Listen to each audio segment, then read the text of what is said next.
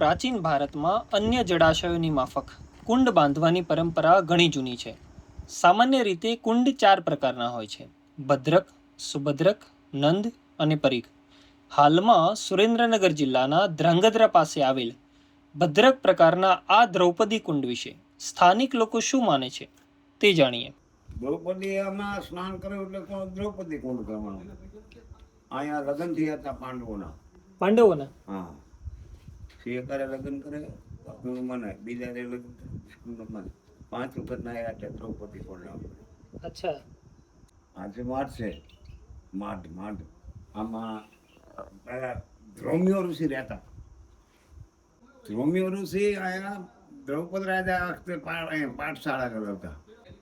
પછી અહીંયા પાંડવો આવ્યા એટલે એમને દ્રૌપદ રાજાનું આમંત્રણ હતું. મસ્વેદ કર્યો ને એ વખતે.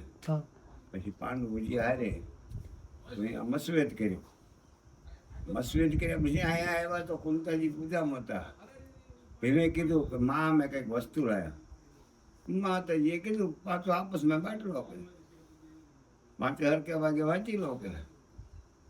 પછી અહીંયા સામે લગ્ન કર્યા. પેલી ચોરી છે, બોલું જો ચોરી છે, ત્યાં લગ્ન કર્યા.